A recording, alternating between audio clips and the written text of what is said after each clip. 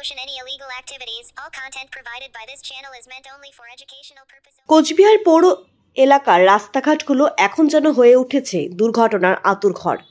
কারণ একটাই, নির্মাণ সামগ্রী।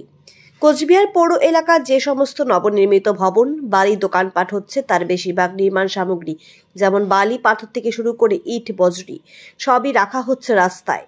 মাস 8 আগে কোচবিহার পৌরসভা থেকে সতর্কতা দেওয়া হয়েছিল, কিন্তু তাতে বিশেষ কোনো কাজ হয়নি বলেই পৌরসভার তরফ থেকে জানানো হয়েছে। বিশেষ করে রাতের অন্ধকারে রাস্তায় পড়ে থাকা বজ্রি দুর্ঘটনার অন্যতম উপকরণ হয়ে উঠছে। কোচবিহার পৌর এলাকার প্রায় প্রতিটি ওয়ার্ডে এই ছবি দেখা যায়। রাস্তার পাশে বোঝাই করে রাখা পাথর বেশিরভাগ সময় চলে আসছে রাস্তার অর্ধেক পর্যন্ত। তার সঙ্গে রয়েছে বালি। বাইক আরোহী থেকে সাইকেল আরোহী সকলের ক্ষেত্রেই ব্যাপক সমস্যা তৈরি হচ্ছে। এছাড়াও দীর্ঘদিন থেকে পড়ে থাকা এই নির্মাণ সামগ্রীগুলো নিয়ে সংশ্লিষ্ট বাড়ির মালিক বা কন্ট্রাক্টরদের বিশেষ কোনো মাথা ব্যথা নেই। কোচবিহার পৌরসভার রাস্তাঘাট যেন হয়ে উঠেছে বিনা পয়সায় ইটবালি রাখার জায়গা। তাই শেষমেশ 3 দিনের নোটিশ দিয়ে এবার মুখ্যম পদক্ষেপ নিতে চলেছে কোচবিহার পৌরসভা।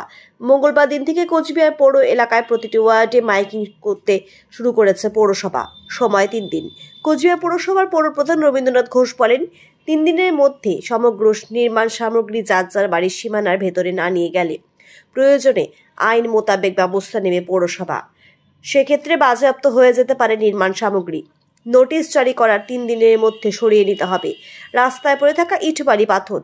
রাস্তার ওপর রাস্তা আটকে কোনো অবস্থাতেই কোনো কাজ করা যাবে না। সামনেই বর্ষা আসতে চলেছে। বৃষ্টির কারণে নির্মাণ সামগ্রী ভেসে রাস্তায় চলে আসলে তাতে মানুষের সমস্যা হবে। কোনো অবস্থাতেই পৌর এলাকার পৌর বাসিন্দাদের সমস্যা হতে দেওয়া যাবে না। তাই এবার আর কোনো কথা নয়, সময় হাতে 3 দিন। মঙ্গলবার দিন নোটিশ জারি। 3 দিনের মধ্যে নির্মাণ সামগ্রী নিয়ে যেতে হবে নিজেদের সীমানায়। রাস্তা এবং জল নিকাশি ব্যবস্থার ড্রেন কোনো অবস্থাতেই আটকানো যাবে না। সেক্ষেত্রে ফাইন পর্যন্ত হতে পারে বলে জানান রবীন্দ্রনাথ বাবু। বিভিন্ন ডিপার্টমেন্টকে নিয়ে আমাদের পিডব্লিউডি থেকে শুরু করে ইলেকট্রিসিটি থেকে শুরু করে বিভিন্ন ডিপার্টমেন্টগুলো, লাইন ডিপার্টমেন্টগুলো ছিল।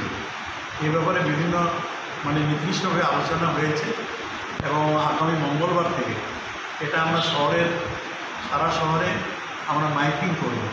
কারণ ঝড় জলে বৃষ্টির দিন আসতেছে, যে কোনো সময় একটা অ্যাক্সিডেন্ট হতে পারে।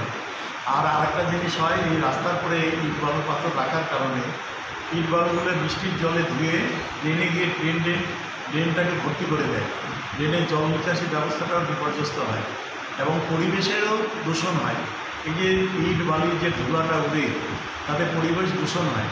সুতরাং আমরা মাইকিংটা করবো 3 দিন একটানা, মঙ্গল, বুধ, বৃহস্পতিবার একটানা 3 দিন মাইকিং করার পরেও যদি সতর্ক না হয় তাহলে পৌর আইন অনুযায়ী যা যা ব্যবস্থা নেওয়া সেই ব্যবস্থাগুলো নেওয়া হয়।